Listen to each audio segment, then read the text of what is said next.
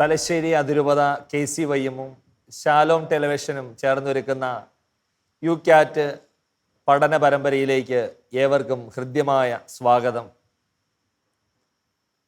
തലശ്ശേരി അതിരൂപതയുടെ മെത്രാപ്പോലീത്തയും KCBC media commission ചെയർമാനുമായ അഭിവന്ദ്യ Joseph Pamplany പിതാവാണ് ഈ എപ്പിസോഡിൽ നമ്മുടെ യുവജനങ്ങൾക്കുള്ള ചോദ്യങ്ങൾക്ക് മറുപടി നൽകുന്നത്. നമുക്കേവർക്കും സുപരിചിതനായ അഭിവന്ദ്യ പിതാവിനെ ഈ പഠന പരമ്പരയിലേക്ക് ഹൃദ്യമായി സ്വാഗതം ചെയ്യുന്നു. അഭിവന്ദ്യ പിതാവുമായി ഇന്ന് സംവദിക്കുന്നത് തലശ്ശേരി അതിരൂപതയിലെ യുവജന നേതൃത്വമാണ്. എല്ലാ യുവജന സുഹൃത്തുക്കളെയും ഈ പഠന പരമ്പരയിലേക്ക് സ്വാഗതം ചെയ്യുന്നു. നമുക്ക് ചോദ്യോത്തരങ്ങളിലേക്ക് കടക്കാം. ആദ്യത്തെ ചോദ്യം ചോദിക്കുന്നത് റോസാണ്. ആദ്യത്തെ ചോദ്യം ചോദിക്കുന്നത് നമുക്ക് റോസിന്റെ ചോദ്യം ഒന്ന് കേൾക്കാം. പിതാവേ, എൻ്റെ പേര് റോസ്. ഞാൻ പടുപ്പ് ഇടവകയിൽ നിന്ന് വരുന്നു. എൻ്റെ ചോദ്യം ഇതാണ്: മരണാനന്തരം നമ്മളെല്ലാവരും വിധിക്ക് വിധേയരാക്കപ്പെടുന്നു. ആ സമയം ദൈവം നമ്മളെ നാം ആയിരിക്കുന്ന അവസ്ഥയിൽ കാണുന്നു എന്നാണ് നാം പഠിക്കുന്നത്. ദൈവം കരുണയുള്ളവനാണ്. അങ്ങനെയെങ്കിൽ ഈ വിധിയുടെ നേരത്ത് ആ കരുണ ദൈവം നമ്മളോട് കാണിക്കില്ലേ? യെസ്, ദൈവം കരുണ കാണിക്കുകയല്ലോ എന്ന് ചോദിച്ചാൽ തീർച്ചയായും കാണിക്കും. അത് സ്വീകരിക്കാൻ തക്ക അവസ്ഥയിലാണോ നമ്മൾ എന്ന് മാത്രം ചിന്തിച്ചാൽ മതി. റോസിൻ്റെ ചോദ്യം വളരെ ഗൗരവമുള്ളതാണ്. മരണസമയത്തെ വിധിയിൽ ദൈവത്തിൻ്റെ കാരുണ്യത്തെ നമുക്ക് എങ്ങനെ മനസ്സിലാക്കാം? ഇതാണ് റോസ് ചോദിക്കുന്നത്, അല്ലേ? റോസ് എന്താണ് പഠിക്കുന്നത്? ഞാൻ ടീച്ചറായിട്ട് വർക്ക് ചെയ്യുന്നു. ടീച്ചറായിട്ട് വർക്ക് ചെയ്യുകയാണ്.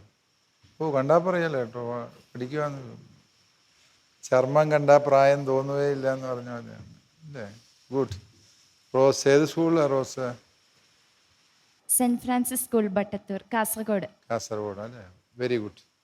അപ്പോൾ റോസ് ചോദിച്ചത് വളരെ പ്രസക്തമായ ചോദ്യമായതുകൊണ്ട് നമുക്കതിനെ ഒന്ന് വിശകലനം ചെയ്ത് നോക്കാം. മനുഷ്യൻ്റെ മരണസമയത്ത് അവന് വിധിയുണ്ടാകും. രണ്ട് തരം വിധിയുണ്ട് എന്ന് നമ്മൾ മനസ്സിലാക്കിയിട്ടുണ്ട്. ഒന്ന് തനത് വിധി, മറ്റൊന്ന് പൊതുവിധി അഥവാ അന്ത്യവിധി എന്ന്. തനത് വിധി എന്ന് പറയുമ്പോൾ നമ്മൾ മനസ്സിലാക്കുന്നത് ഇപ്രകാരമാണ്: ഒരു വ്യക്തിയുടെ മരണസമയത്ത് ദൈവം ആ വ്യക്തിയെ വിധിക്കുന്നു. മരിക്കുന്ന ആ നിമിഷത്തിൽ തന്നെ അവൻ്റെ വിധി ദൈവം നടത്തിക്കഴിഞ്ഞു. എന്താണ്? ഒന്നുകിൽ സ്വർഗത്തിൽ, അല്ലെ ശുദ്ധീകരണ സ്ഥലത്ത്, അഥവാ നരകത്തിൽ ആ വ്യക്തി എത്തിച്ചേർന്നു. ഇതാണ് തനത് വിധി എന്ന് പറയുന്നത്. ആ തനത് വിധി എന്ന് പറയുന്നത് ദൈവത്തിൻ്റെ വലിയ കരുതലിലും കാരുണ്യത്തിലുമാണ്. ദൈവത്തോടൊത്ത് ദൈവമേ എന്ന ചിന്തയോടെ ജീവിച്ച ഒരു വ്യക്തിക്ക് പോലും ദൈവത്തിൻ്റെ കാരുണ്യം അവിടെ നിഷേധിക്കുക. അതേസമയം ഒരു വ്യക്തിയെ നിത്യമായ നാശത്തിന്, നരകത്തിന് വിട്ടുകൊടുക്കാൻ പറ്റുമോ? ഇത് ന്യായമായി നിങ്ങൾക്ക് തോന്നാവുന്ന ഒരു സംശയമാണ്, അല്ലേ? അവിടെയാണ് ദൈവത്തിൻ്റെ കാരുണ്യത്തെക്കുറിച്ചുള്ള സംശയം നമ്മളിലുണ്ടാവും. ദൈവം കാരുണ്യമുള്ള പിതാവാണ് എങ്കിൽ ഒരിക്കലും തൻ്റെ മക്കളെ ഇങ്ങനെ നിത്യനാശത്തിന് വിട്ടുകൊടുക്കുമോ? ഇതാണ് ചോദ്യം. ശരിക്കും നമ്മൾ മനസ്സിലാക്കുക, ദൈവത്തിൻ്റെ കാരുണ്യക്കുറവ് കൊണ്ട് ഒരു വ്യക്തി പോലും നരകത്തിൽ പോവുകയാണ്. അതേസമയം ജീവിച്ച കാലം മുഴുവനും എനിക്ക് ദൈവത്തെ വേണ്ട, ദൈവമേ നീ എനിക്ക് ബാധ്യതയാണ്, നീ എനിക്ക് ശല്യമാണ്, നീ ഇല്ലാത്ത ജീവിതമാണ് എനിക്ക് സന്തോഷം എന്ന് പറഞ്ഞ് ദൈവത്തെ തള്ളിപ്പറഞ്ഞ് ജീവിക്കുന്ന ഒരു വ്യക്തി, ആ വ്യക്തിക്ക് അവൻ്റെ ജീവിതത്തിലെ സ്വതന്ത്രമായ തിരഞ്ഞെടുപ്പ് ദൈവത്തിനെതിരായ തിരഞ്ഞെടുപ്പാണ്. അതിനെ ധാർമ്മിക ദൈവശാസ്ത്രം ഫണ്ടമെൻ്റൽ ഓപ്ഷൻ എന്ന് പറയും. അടിസ്ഥാനപരമായ തിരഞ്ഞെടുപ്പാണ്, ദൈവത്തിനെതിരായ തിരഞ്ഞെടുപ്പ്. ദൈവത്തെ എനിക്ക് വേണ്ടേ വേണ്ട എന്ന തിരഞ്ഞെടുപ്പോടെ ജീവിക്കുന്ന മനുഷ്യനാണ് നിത്യനാശത്തിൽ പെട്ടുപോകും. എനിക്ക് ദൈവത്തെ വേണം, ദൈവത്തെ ആവശ്യമുണ്ട്, പക്ഷെ എൻ്റെ മാനുഷികമായ കുറവ് കൊണ്ട്, ബലഹീനത കൊണ്ട് ഞാൻ തിന്മയിൽ വീണുപോകും. അത്തരം വ്യക്തി ഒരിക്കലും ദൈവത്തിനെതിരായി അടിസ്ഥാനപരമായ തിരഞ്ഞെടുപ്പ് നടത്തിയ ആളുകളല്ല. നിങ്ങൾ KCYക്കാരൊന്നും ഈ അടിസ്ഥാനപരമായി ദൈവത്തിനെതിരായ തിരഞ്ഞെടുപ്പ് നടത്തിയവരാണെന്ന് ഞാൻ വിചാരിക്കുന്നില്ല. കാരണം എന്താ, നമ്മൾ മനുഷ്യരായതുകൊണ്ട് നമുക്ക് വീഴ്ചകൾ, പാപങ്ങൾ, കുറവുകളോ ഒക്കെ ഉണ്ടാകാം. പക്ഷേ അപ്പോഴും നിങ്ങൾ ദൈവത്തെ മുറുകെ പിടിച്ചുകൊണ്ട് മുമ്പോട്ട് പോകാനാണ് ആഗ്രഹിക്കുന്നത്. കുമ്പസാരത്തിലൂടെ പാപമോചനം നേടി വീണ്ടും നന്മയുടെ വഴിയിൽ നടക്കാൻ നിങ്ങൾ ആഗ്രഹിക്കുമ്പോൾ നിങ്ങൾ വെളിപ്പെടുത്തുന്ന എന്താണ്? ദൈവത്തെ ഉപേക്ഷിക്കാൻ ഞാൻ തയ്യാറല്ല. പിശാചിൻ്റെ കെണിയിൽ ഞാൻ വീണു പോയിട്ടുണ്ടാകാം, ഞാൻ ദൈവത്തെ ഉപേക്ഷിക്കാൻ തയ്യാറാണ്. ഈ ഒരു മനോഭാവത്തോടെ ജീവിക്കുന്നവർക്ക് റോസെ ദൈവത്തിൻ്റെ കാരുണ്യം സമൃദ്ധമായി ലഭിക്കും. ഒരു സംശയവുമില്ല. ദൈവത്തിൻ്റെ കരുണ അനുഭവിക്കാൻ പറ്റാതെ പോകുന്ന ആർക്കാണ് എന്ന് ചോദിച്ചാൽ ദൈവത്തെ വേണ്ട എന്ന് പറഞ്ഞു. ഇപ്പോൾ ഒരു നിരീശ്വരവാദി അവൻ്റെ അറിവില്ലായ്മ കൊണ്ട് നിരീശ്വരവാദം പറഞ്ഞാൽ ദൈവം അവനോടും കരുണ കാണിക്കും, അല്ലേ? അത് നമ്മുടെ നിരീശ്വരവാദികൾ ഒരു 90% ബോധമില്ലാതെ നിരീശ്വരവാദികളായവരാണ്, അല്ലെ ഒരു ഭാഷന് വേണ്ടി നിരീശ്വരവാദികളായവർ. അവരടിസ്ഥാനപരമായി ദൈവത്തിനെതിരായ തെരഞ്ഞെടുപ്പ് നടത്തിയവരാണ് എന്നൊന്നും ഞാൻ വിചാരിക്കുന്നു. പക്ഷെ അങ്ങനെ ജീവിക്കുന്നവരുണ്ട് എങ്കിൽ, അടിസ്ഥാനപരമായി ദൈവത്തെ തള്ളിക്കളയുന്നവരുണ്ട് എങ്കിൽ അത് സങ്കടകരമാണ്. എന്ന് പറഞ്ഞാൽ ഒരപ്പനും മകനും തമ്മിൽ, മകനെ നന്നാക്കാനും രക്ഷപ്പെടുത്താനും ഈ അപ്പൻ അതിയായി ആഗ്രഹിക്കുന്നു, അതിനുവേണ്ടി പരിശ്രമിക്കുന്നു.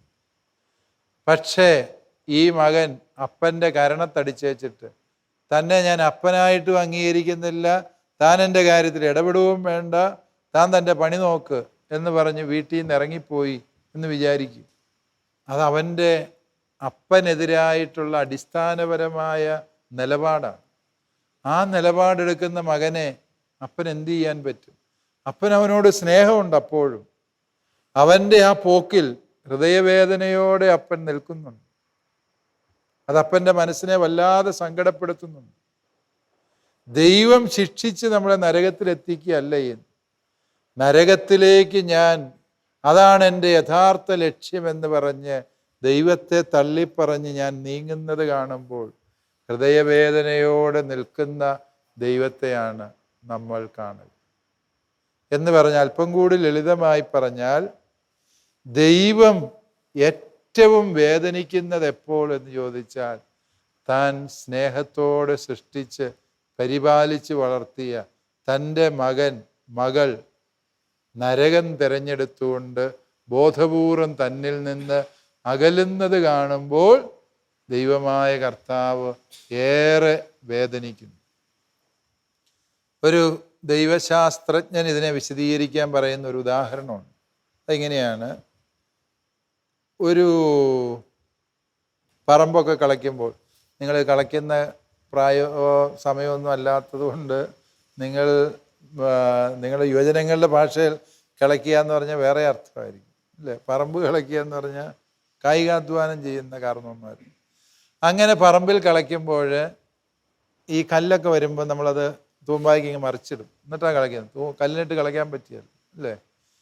അപ്പോൾ ഒരു കല്ല് മറിച്ചിടുമ്പോൾ, നിങ്ങൾ അനുഭവം ഇല്ലാത്തതുകൊണ്ട് നിങ്ങളോട് പറഞ്ഞാൽ മനസ്സിലാകുമെന്ന് എനിക്കറിയത്തില്ല, പക്ഷേ കേൾക്കുന്ന കർഷകർക്കത് മനസ്സിലാവും.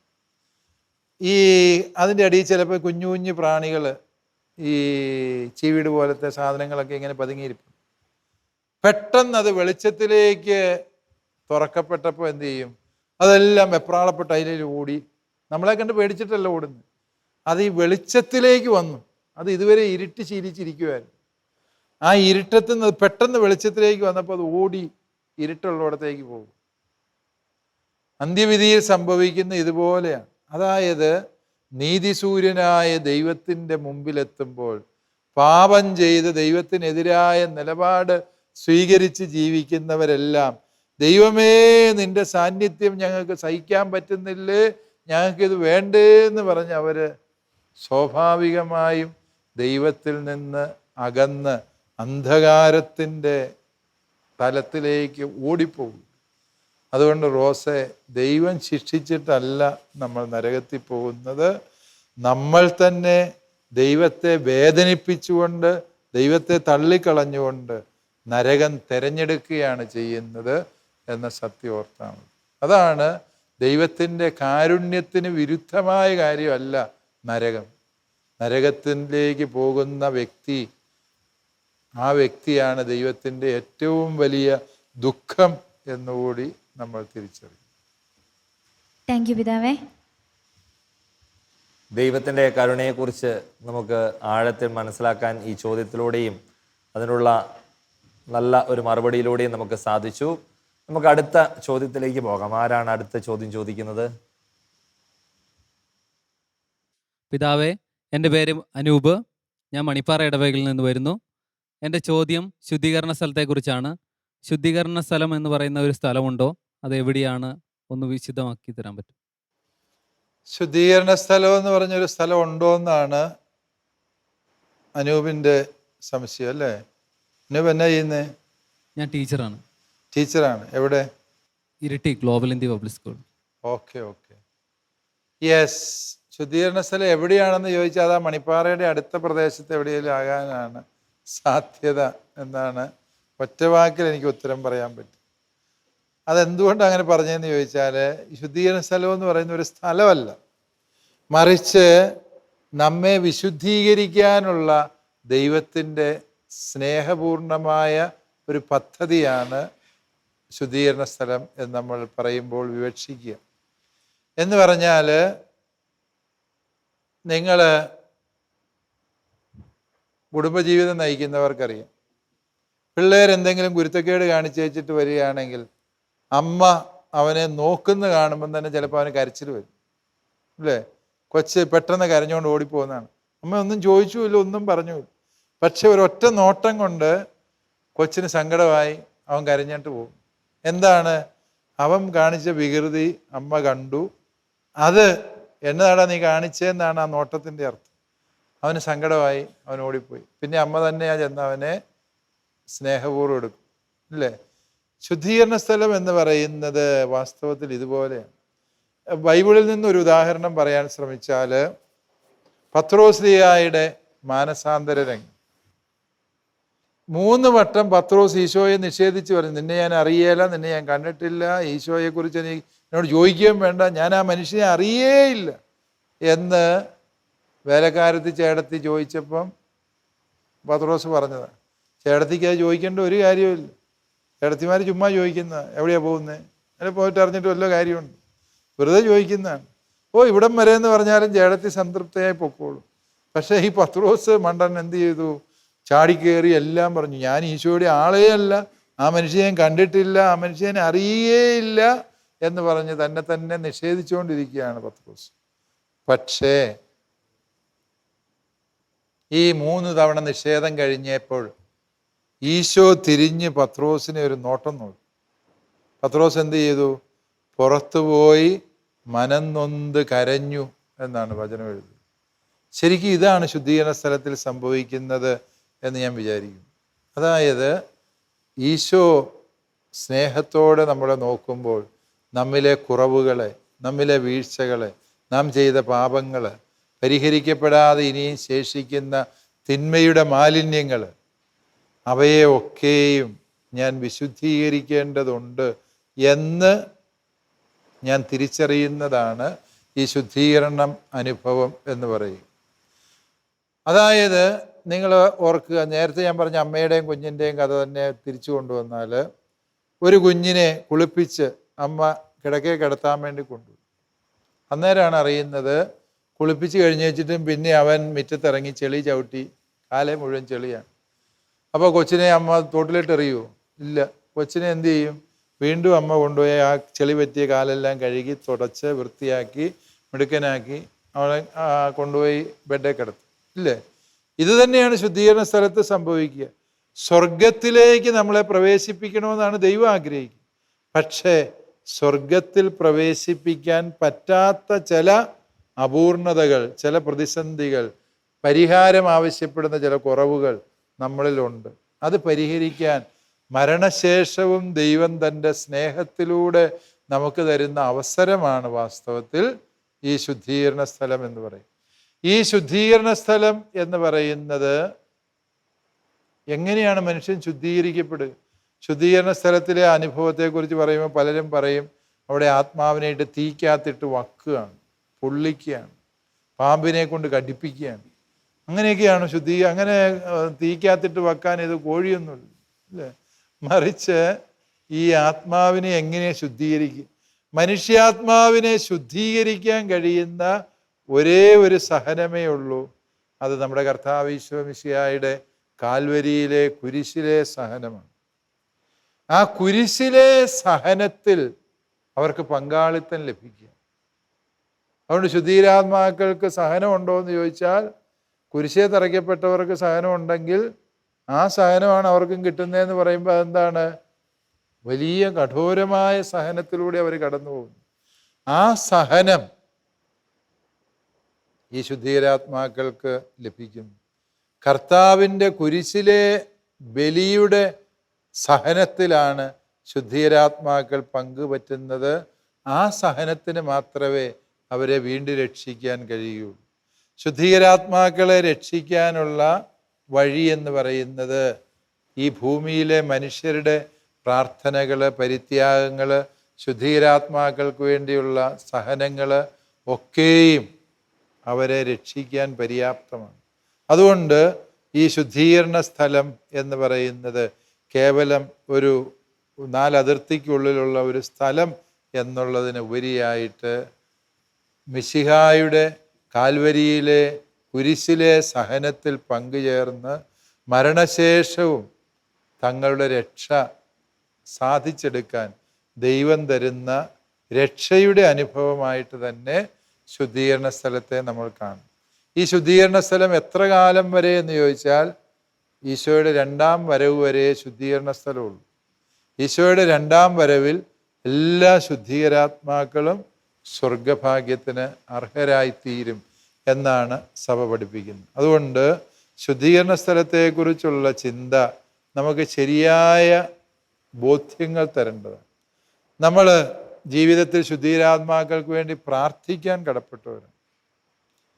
വിശുദ്ധന്മാർ പലപ്പോഴും നമ്മളെ ഓർമ്മിപ്പിക്കുന്ന ഒരു സത്യമുണ്ട്. സ്വർഗത്തിൽ ദൈവത്തിന് ഏറ്റവും പ്രിയപ്പെട്ട പ്രാർത്ഥന എന്ന് പറയുന്നത് ഈ ശുദ്ധീകരാത്മാക്കൾക്ക് വേണ്ടി പരിത്യാഗം ചെയ്ത് ആരെല്ലാം പ്രാർത്ഥിക്കുന്നോ അവരെല്ലാം ദൈവപിതാവിന് ഏറ്റവും പ്രിയപ്പെട്ടവരാണ്. കാരണം ശുദ്ധീകരണ സ്ഥലത്തിലെ ഒരാത്മാവിനെ നമ്മുടെ പരിത്യാഗങ്ങളും പ്രാർത്ഥനകളും വഴി നാം രക്ഷിക്കുമ്പോൾ അവരാരായിത്തീരുന്നു? അവർ വിശുദ്ധരായിത്തീരുന്നു. അവർ നമുക്ക് വേണ്ടി ദൈവത്തിനു മുമ്പിൽ ഏറ്റവും ശക്തരായ മധ്യസ്ഥരായി മാറുന്നു. അതുകൊണ്ട് നിങ്ങൾ പലവട്ടം പ്രാർത്ഥിച്ചിട്ട് ഒന്നും നടക്കാത്ത കാര്യങ്ങളുണ്ട് എങ്കിൽ ശുദ്ധീകരാത്മാക്കൾക്ക് വേണ്ടി പരിത്യാഗം ചെയ്ത് കാഴ്ചവെച്ച് പ്രാർത്ഥിക്കും. അപ്പോൾ അതിന് പെട്ടെന്ന് ഉത്തരം കിട്ടും. പലവട്ടം IELTS എഴുതിയിട്ട് തോറ്റുപോയി, എന്ത് ചെയ്യും? ശുദ്ധീകരാത്മാക്കൾക്ക് വേണ്ടി പരിത്യാഗം ചെയ്ത് പ്രാർത്ഥിച്ച് എഴുതും. അപ്പോൾ അത് ഫലം കാണും.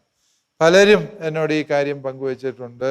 ശുദ്ധീകരാത്മാക്കളുടെ നിയോഗങ്ങൾക്ക് വേണ്ടി പരിത്യാഗങ്ങളും പ്രാശ്ചിത്തങ്ങളും അനുഷ്ഠിച്ച് നമ്മൾ ദൈവത്തിനു മുമ്പിൽ കാഴ്ചവെക്കുമ്പോൾ നമ്മുടെ ഉദ്ദിഷ്ട കാര്യങ്ങൾ ഏറ്റവും വേഗത്തിൽ സാധിതമാകുന്ന അനുഭവം പലരും പങ്കുവച്ചിട്ടുണ്ട്.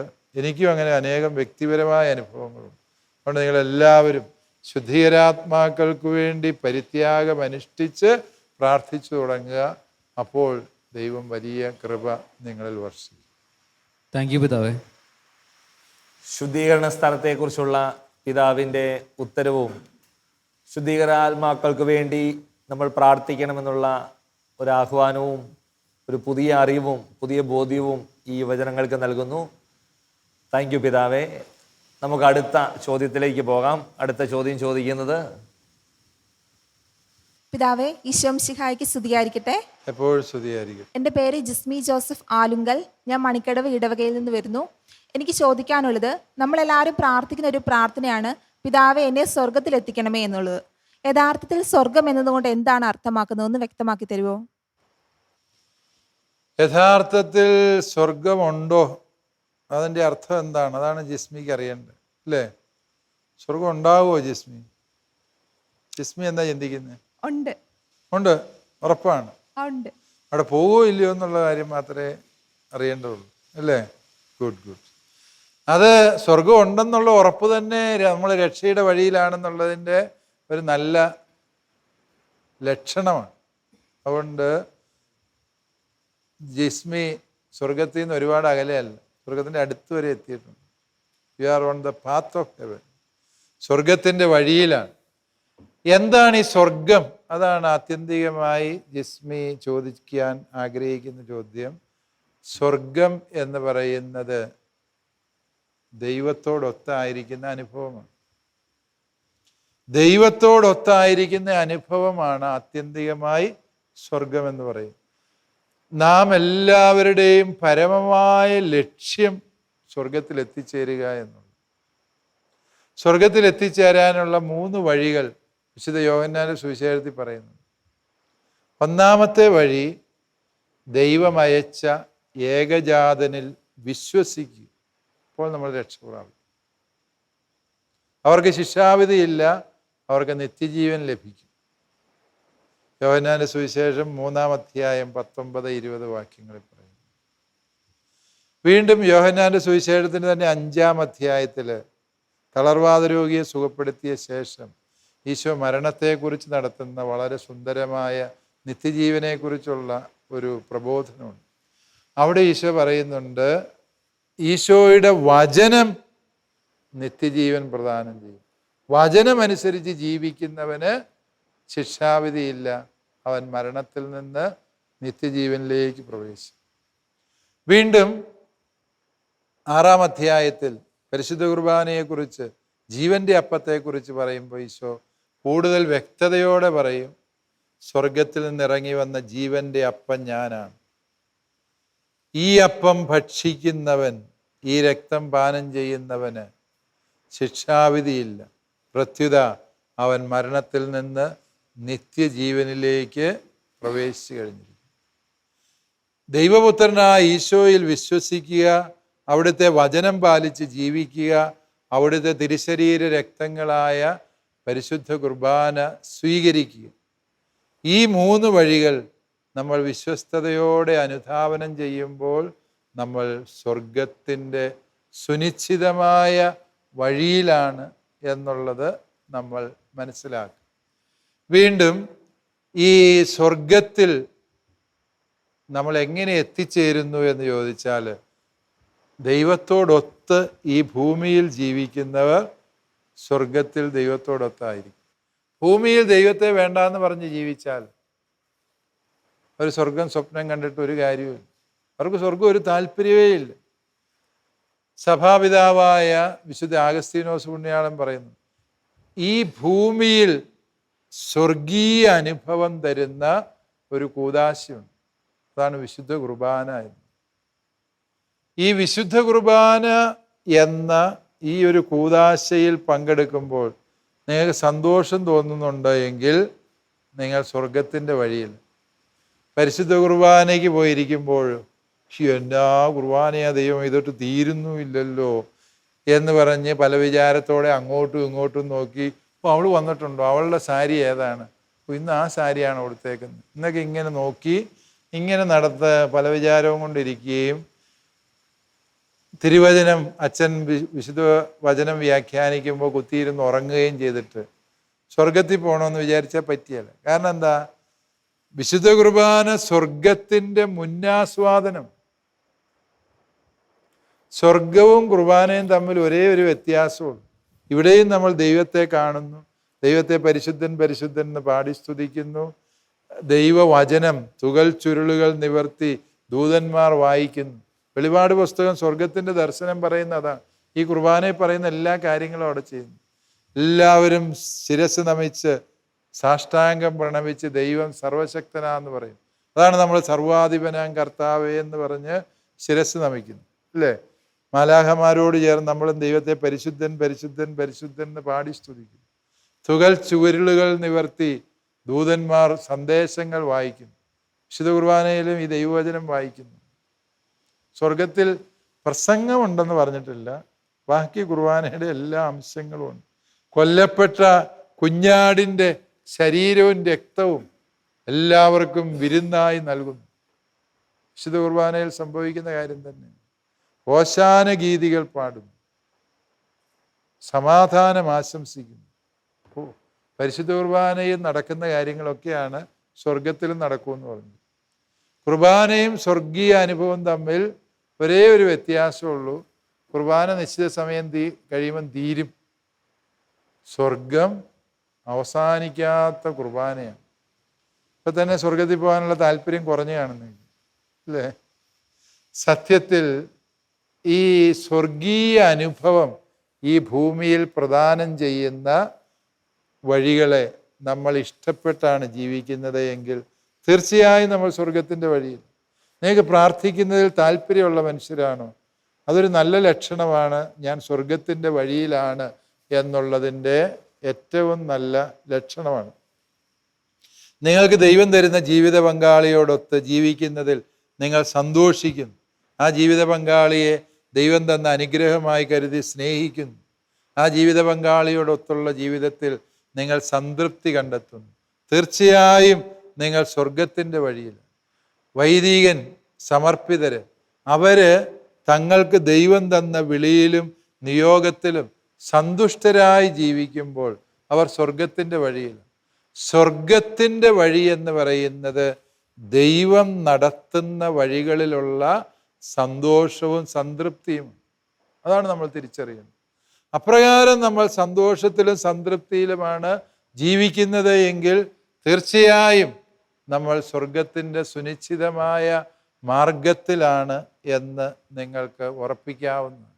അതുകൊണ്ട് ഈ സ്വർഗത്തിൽ ആരാണ് എത്തിച്ചേരുന്നത് എന്ന് ചോദിച്ചാൽ നമ്മളെല്ലാവരും സ്വർഗത്തിൽ എത്തിച്ചേരണം എന്ന് ദൈവം ആഗ്രഹിക്കുന്നുണ്ട്. അതിനുവേണ്ടിയാണ് അവിടുന്ന് ഈശോ മിശിഹായെ രക്ഷകനായി നമുക്ക് തന്നത്. അതുകൊണ്ട് ഈശോ മിശിഹ വഴി സകല മനുഷ്യരും സ്വർഗത്തിൽ എത്തിച്ചേരണമെന്നുള്ള ദൈവത്തിൻ്റെ വലിയ പദ്ധതി ദൈവം പൂർത്തീകരിക്കുക തന്നെ ചെയ്യും എന്ന് നമുക്ക് ഉറച്ച് വിശ്വസിക്കും. താങ്ക് യു പിതാവേ. സ്വർഗത്തെക്കുറിച്ചുള്ള ഈ ചിന്തയോടെ ഈ എപ്പിസോഡ് ഇവിടെ പൂർത്തീകരിക്കപ്പെടുകയാണ്. പിതാവിൻ്റെ ചിന്തോദീപകമായ ഉത്തരങ്ങൾ ഗഹനമായ വിഷയങ്ങളെക്കുറിച്ചാണെങ്കിലും വളരെ ലളിതമായി പിതാവ് യുവജനങ്ങൾക്കിത് വ്യാഖ്യാനിച്ച് നൽകി. അഭിവന്ദ്യ പിതാവിന് എല്ലാവരുടെയും പേരിൽ നന്ദി പറയുന്നു. കൂടുതൽ പുതിയ ചോദ്യങ്ങളും പുതിയ ഉത്തരങ്ങളുമായി വീണ്ടും അടുത്ത എപ്പിസോഡിൽ നമ്മൾ കാണും. നന്ദി, നമസ്കാരം.